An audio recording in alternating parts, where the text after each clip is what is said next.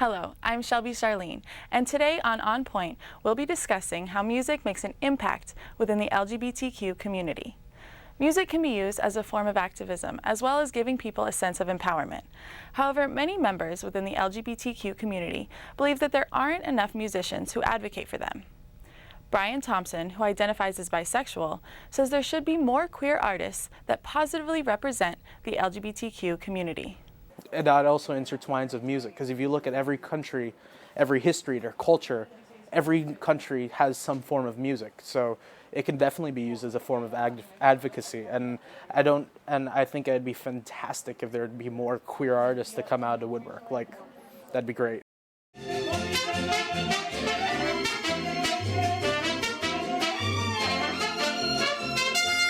Here in LA, there's a mariachi group that's breaking barriers. The Mariachi Arco Iris of Los Angeles is the world's first and only LGBTQ mariachi. The ensemble was created as a safe haven for musicians who identify as LGBTQ. The director of the group, Carlos Samaniego, says it gives them the opportunity to come together and perform traditional Mexican music and folklore without fear of discrimination. We needed a place where we were free from bullying, being made fun of, being talked about behind our backs, discrimination, different types of things that all of us have unfortunately suffered. That discrimination stems from the stigma toward those who identify as LGBTQ. Most mariachi group members are male and bring a machista attitude to the genre. Machista, or machismo, refers to the ideology of being masculine, aggressive, and misogynistic.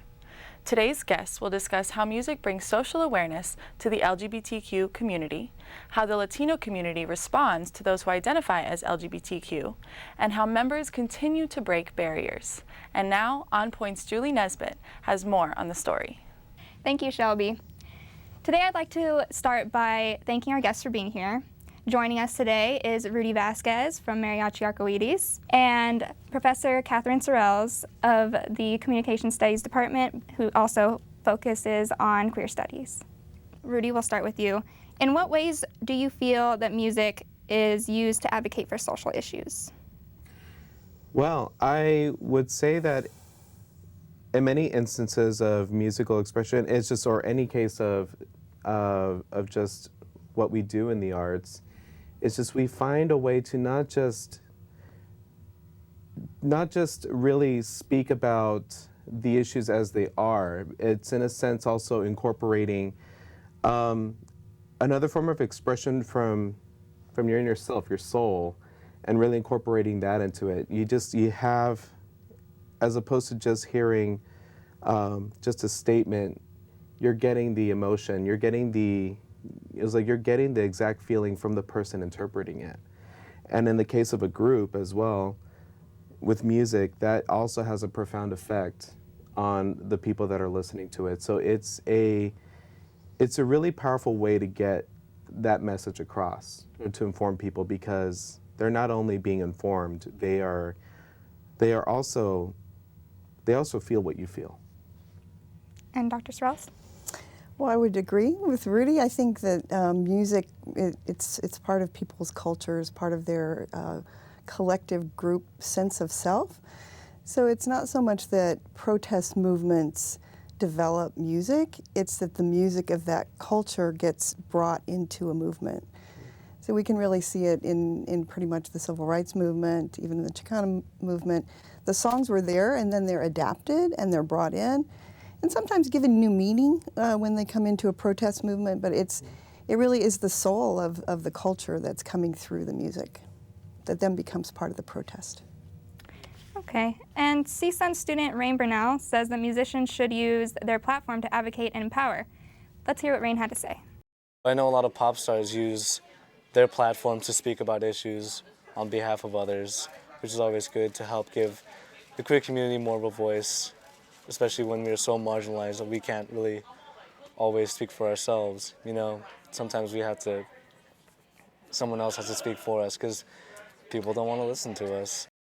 Do either of you have any examples of musicians or bands who advocate regularly through their music band? And if so, how do you personally feel that works for them?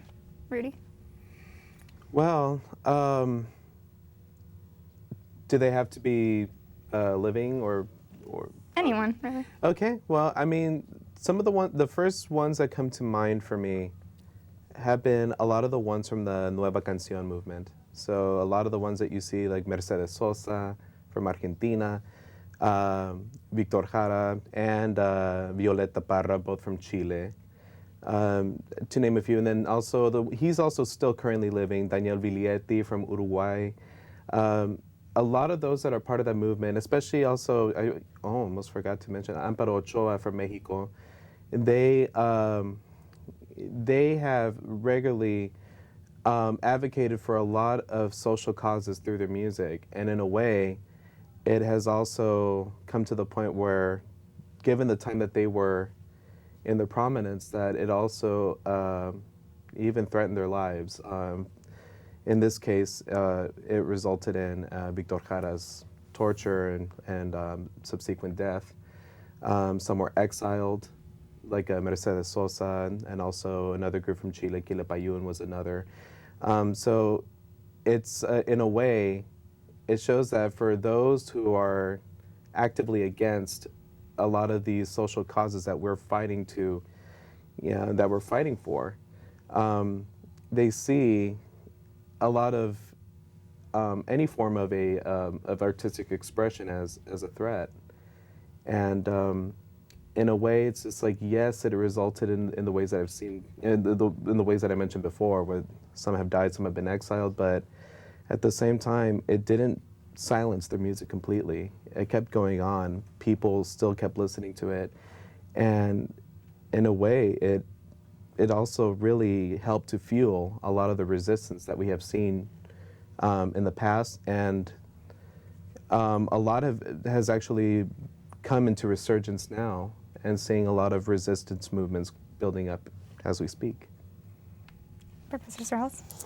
Well, there's just too many specific ones to name, but I would just say in the women's movement and the queer LGBTQ movement, there are tons of musicians that use their music as a way to have a voice, to share their experience, to talk about what their life is. In addition to that, I'm just going to add in the fact that queer folks always are queering music.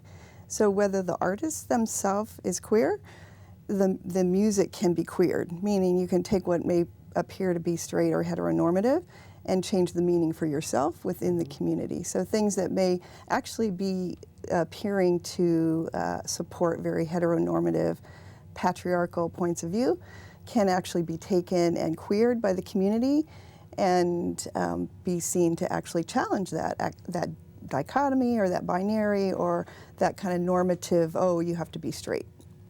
Interesting. So even how you might sing a song changes the meaning of it. Yeah. Now, on the contrary, aside from advocacy, how has discrimination made its way into the music industry? Rudy? I would say a lot of it is brought on by social norms, or just what, not social norms, but just like what is expected of society, in the sense of like where they still idolize and for instance, when it comes to orientation, like a heterosexual relationship, and just really like maintaining that, and they feel that any form of expression that is outside of what they consider to be the norm, so anything that is just with same sex or with transgender, it's still seen as provocative. And in a way, sometimes it would, like, even for certain artists who are made to still fit the profile of what is expected in societal norms, it's like if they wanted to express themselves as such, in a way, it was almost like career suicide. It was like a way where it's just like it could mean the end of your career. So even just for a lot of them to even come out, like when we've seen certain artists, actors, and everything that have come out, like now it wasn't as, I would have to comment that it's also not as awful as it was back then, like for some who really had to really keep it hidden, like while they try to live their true lives secretly, because as soon as it would find out, they wouldn't get work in their respective industries again. And that's why, even with this one, even in my respective area in mariachi, to be queer, to be gay, lesbian, transgender, bisexual, and anything from our community, it's sometimes seen as something that could be, like they'll make fun of it, or it's just they make a caricature of it, and that's the reason why, like in the group that I'm in right now, its very foundation is something so that we can actually be a group where we can be ourselves. We are openly LGBT, but in a way, it's not trying to, to perpetuate a lot of the caricaturization or anything that a lot of these other groups do. It's just like, we are who we are, and we're not apologetic for it, but we're doing the music that we love. And if there's any twist that we do to certain things, like where sometimes we're made to, like, for me, for instance, in other groups, I meant to they'll probably have me sing to a woman right away, like anything that's like a love song to sing to her. However, in our group, it's just like if a man wants to sing to a man or anything like that, then, they're allowed to do so. It's like it's encouraged because it's who you are. So for me, it's more like I'm not having to be made to do something against my will. So if I want to sing to a woman, if I want to sing to a man, I'll do it as I please, because this is a group where it allows us to be our authentic selves. And I saw some head nods from Professor Sorrells. Do you agree? First-hand experience there. I mean, yeah, from my points of observation and, watching, and you probably might be aware, but When We Rise, there's a new documentary that's been on TV that really points to some of the issues that Rudy's mentioned. And I think, in the women's movement, lesbian women were excluded. Women of color were excluded. Women of color who were lesbians were even more excluded, and yet also found their way to have an impact. So, and I think in the industries there's, which have tended to be dominated by men, but then predominantly by white men, there's an exclusion of not only, and then predominantly straight, exclusion of women, women of color, queer women of color, queer men of color. So I think, this is the beauty of it, is the struggle. And the struggle is to be heard and to have a voice and to be able to sing to whom you want to sing to, and to experience life and share that with other people and we've seen, incredible shifts forward and then sometimes backwards and sideways, upside down. So, so I'm not saying that it's a trajectory that's just improved, as we know today, but the people are in that struggle, and so it's improved. And what I observe from the music industry is that, sure, there's still discrimination, and people are much more out there fighting to be included and being recognized, and finding other ways to get their voice out through alternative forms of media, challenging the kind of hegemonic ways that industries constrain people's voices. And we have more access to alternative media forms and things which allow more voices to get out. So, yeah. Okay. Well, speaking of the Mariachi Arcoides, we spoke to the director, Carlos Samanigo, and he told us what inspired him to create it. So let's see what he had to say. The reason for creating Mariachi Arcoides de Los Angeles is so that mariachi musicians who identify as LGBT have a safe place to gather and perform our mariachi music. Basically, we needed a place where we were free from discrimination, different types of things that all of us have unfortunately suffered being in the more traditional straight mariachi. We're really here to show them otherwise, that we're a serious group. The reason why we're together is because of the music. So we have to perform the music well. So, after hearing Carlos's statement, how do you feel about being part of this first LGBTQ mariachi in history? Well, I would say from even like the first day that I met Carlos, I almost didn't know what to expect, because, I mean, it is the first and only group of its kind. And so the first day that I that I went and played with him, it was at a place that we always play at every Sunday. It's a gay Latino nightclub over in Hollywood called Tempo, right on Santa Monica and Western. And my first experience there was just like, well, all right, I'm going in with an open mind because I didn't know what to expect. You're like, it's just like expect the unexpected. And when you go in, it's just like the first thing that I thought of was just like, well, I see like these musicians that are just like, they're very welcoming, and it's just everybody's their authentic selves. And but the first thing that I really honed in on too was just when we actually started to play. So hearing them play for the first time, especially when, well, Carlos, and then also Natalia Melendez, also the only transgender woman in mariachi that's part of this group. Hearing them play, it was just like, wow, these are great musicians. And that's something that I'm glad that Carlos touched on here too, because it's not just a group that we're solely going to be focusing on the fact that we are an openly LGBTQ group. He wants to also make sure that, yes, we're this, but can we play? And if if we're going to be out there on stage, he wants us to play well. So he's like any director that you would see in any other music group. He's going to be hard on you. He has his high expectations. And so if there's something that I need to improve on, he'll tell me directly. He'd be like, he's like, you keep missing that note all the time. You need to fix that right now. I'm like, okay, I'll do it. But it's great because it really makes me improve my musicianship even more.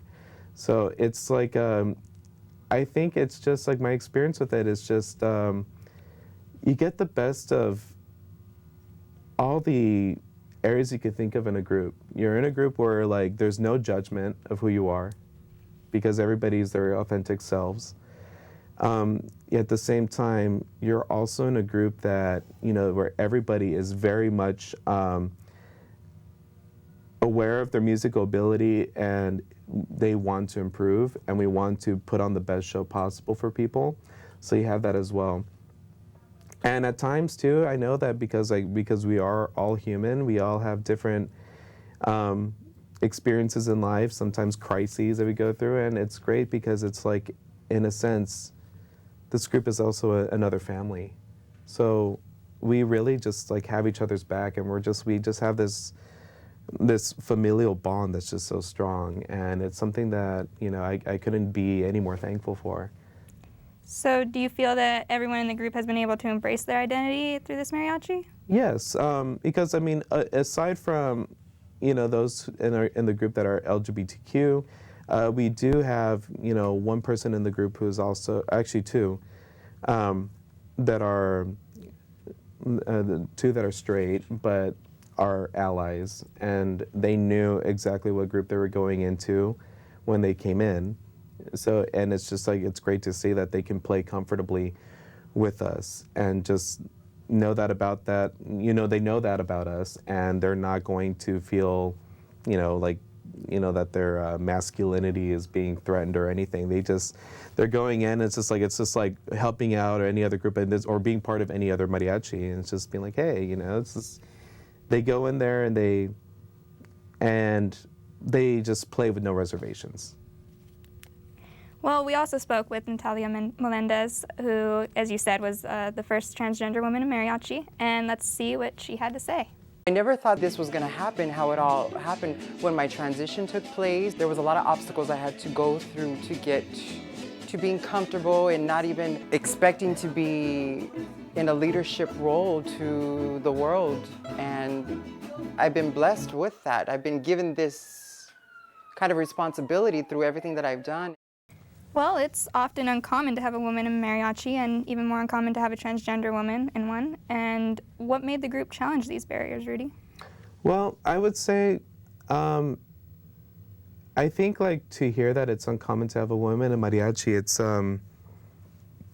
it's almost kind of unheard of for me. I think just from my experience, everybody has their own different experiences going into mariachi that, they could say otherwise. But for me, I've always seen a lot of strong women figures in mariachi that have come up, like the late Laura Sobrino, who has been, I mean, like, you couldn't miss her. Her nickname was La Grandota, or the big one, because she was tall. She was a very tall woman. I mean, even as a kid, I would look up at her and I would be like, oh my God, she towers over me. But you just see, had this commanding presence with her violin, but just like the sweetest, most down-to-earth person ever, and always one that really inspired a lot of other women to go into mariachi and to shine. And that's something that she did even until the day she passed. I remember seeing her. Also, Rebecca Gonzalez was like the first woman in a all-male mariachi who happened to be my teachers for a time, Mariachi Los Camperos, the Naticanon, and based in LA. Then you see Monica Trevino. There's a lot of really well-known women in the mariachi world, although they may not be as common as a lot of the male figures that are in there. They're still there. So I think, to me, I still see that there's always been a strong presence of women in mariachi, at least here in Los Angeles.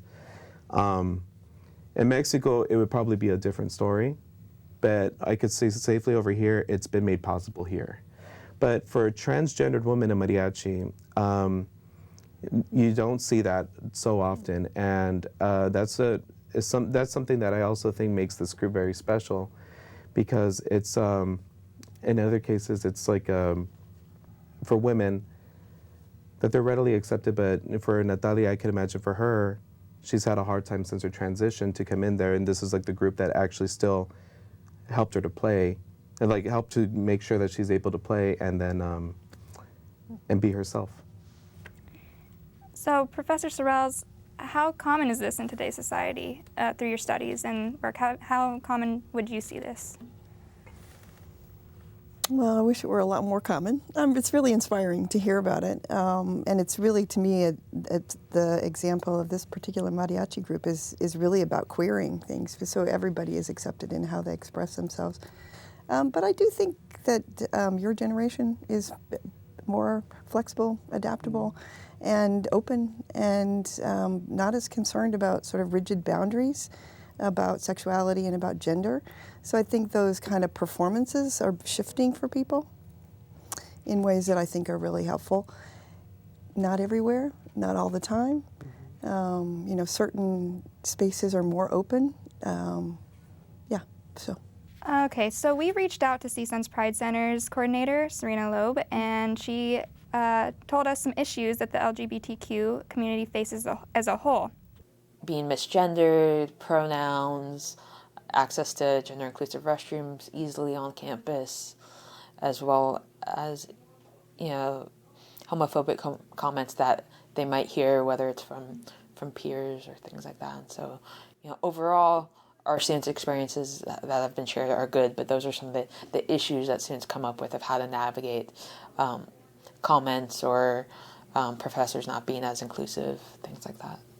Well, to wrap up this whole discussion, where do you see the future of the LGBTQ community going in regards to music, and more specifically mariachi? And we'll start with you, Rudy. Well, as far as the future of it is concerned, I'm not sure what the future has in store for us as musicians that are LGBTQ. However, as the group, Mariachi Arcoiris is concerned, we just celebrated our 3rd anniversary. And to see that it's something that we still, as a group, I could see it as a very strong bond with all of us. I see a lot of great prospects for us in the future. I see that, we're still for 3 years strong, we're able to go and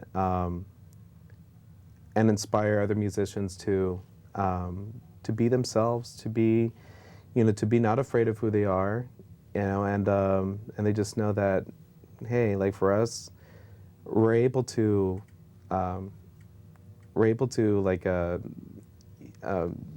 break ground for having a group that we could just be openly LGBTQ, And just know that that's something like for other groups, we hope that others are able to be themselves and they don't have to hide who they are anymore.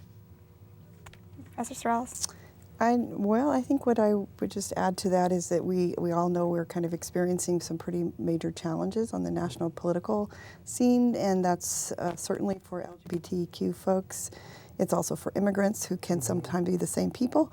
It also could be someone of practicing Muslim faith or any other religion that seems to eventually be targeted. So what I see is that music and protest are going to continue to come together in really powerful and creative ways in the next decade. The work is not over. Yeah. Glad to hear it. That's right. Unfortunately, that's all we have time for today, but I'd like to thank you both for being here again. Sure. Thank you. Absolutely.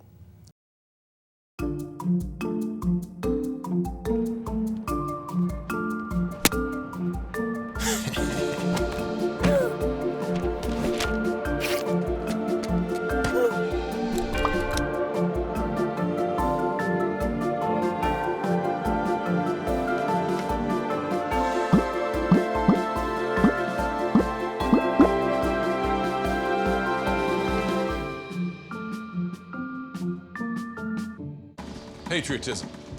It inspires passionate debate, and it's worn like a badge of honor with good reason, because it means love and devotion for one's country. But what really makes up this country of ours? It's the people. To love America is to love all Americans. This year, patriotism shouldn't just be about pride of country. It should be about love, love beyond age, sexuality, disability, race, religion, and other labels. Because love has no labels.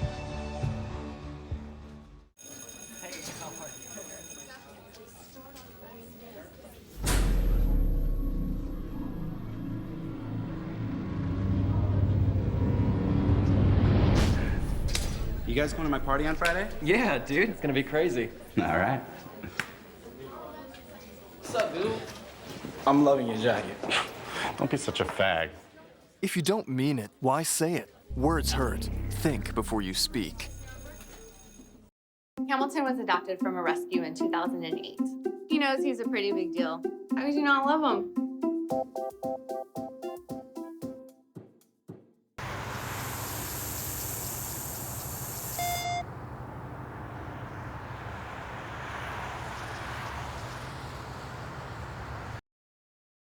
Thank you for watching On Point. You can follow us on social media at CSUN On Point. You can hear us on KCSN 88.5 FM on Sunday mornings at 5:30. You can watch us on Santa Clarita Valley Television on Sundays at 11 and at 5, and on LA 36 on Saturday afternoons at 3. For all of us here at On Point, I'm Shelby Charlene.